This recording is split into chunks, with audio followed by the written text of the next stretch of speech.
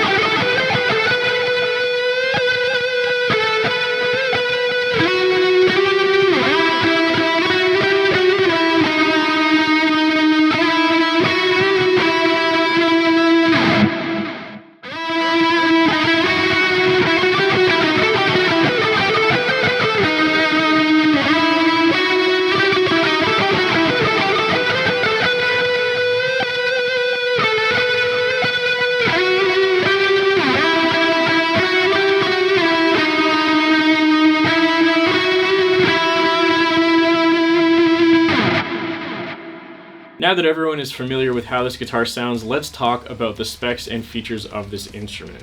This LTD guitar is of course the M shape with a reverse headstock. It has LTD locking tuners as well as a 50mm black dyed bone nut, which is slightly wider than conventional nuts you typically find on guitars. It has a 26.5-inch baritone scale length as well as a 5-piece maple walnut neck for increased neck stability with an ebony fretboard and extra jumbo stainless steel frets. It also features lumen lace side dots which glow in the dark as well as inverted face dots, which means that on the higher strings the dots switch over to the treble side instead of the bass side on the lower strings. This guitar has a full thickness quilted maple top, which means it is not a veneer, it is a full thickness top. It also has natural binding around the body of the guitar as well as white binding on the neck and headstock of the guitar. As for the hardware included on this guitar, it has flush mount strap locks so that the strap goes right into the body of the guitar, which looks super sleek. It also has a slightly different control layout than typical M series guitars from LTD, where the pickup switch is a little bit closer to your picking hand. Evertune also elected to select the CDE Type 150 tone capacitor for a slightly chunkier and softer tone. It also features Fishman Fluence modern Alnico pickups in both the bridge and the neck position in this awesome kind of like sparkly nickel finish that looks really fancy. And last but not least, it of course features the Evertune Bridge in a custom finish which has a black faceplate and brushed nickel saddles. So just a really quick explanation of what the Evertune Bridge actually is and what it does. Essentially, it's a new type of bridge for guitars that is designed to make your guitar as close to possible never go out of tune or very rarely go out of tune. Basically, every saddle in the Evertune Bridge has its own individual spring and tension system which keeps the tension of that string permanently in tune. The bridge has 3 different zones in which the saddle can be placed. Zone 3, which is called the backstop, basically means the Evertune is inactive and doing nothing. Zone 2, which is called the sweet spot, is when the string is basically in tune.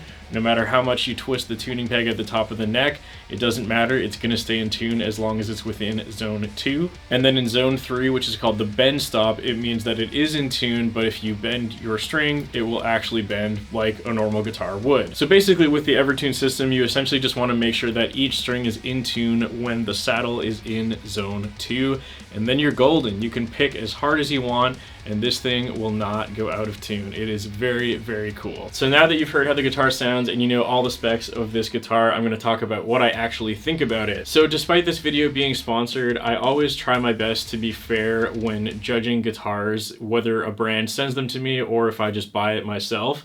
And with that being said, I always try and pick out flaws or things that I personally think could be better. And I really can't think of anything for this one this time around. Normally I can find 1 or 2 things that are like, even if it's just things that are personal opinion that I think I would like more.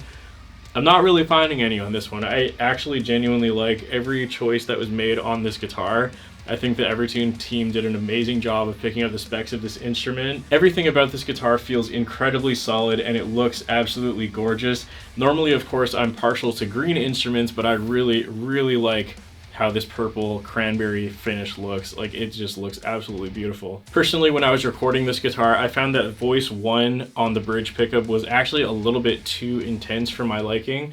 Obviously, running it through a super high gain amp, I didn't really feel like the extra push was necessary from the pickup, so I actually switched it to voice 2, which is a little bit more open and passive sounding, we could say. But it is very cool that these pickups have that option where you can switch between more of an active and more of a passive sound. Of course, all Fishman Fluence pickups are like that, but in this instance, I don't know why, but to me they sounded better than any other Fishmans that I have tried in other guitars that I've owned in the past. Another feature that I'm really happy that Evertune picked for this instrument is actually something that most guitar companies don't seem to think of, and it's that it has a satin neck even though the rest of the guitar is a gloss finish.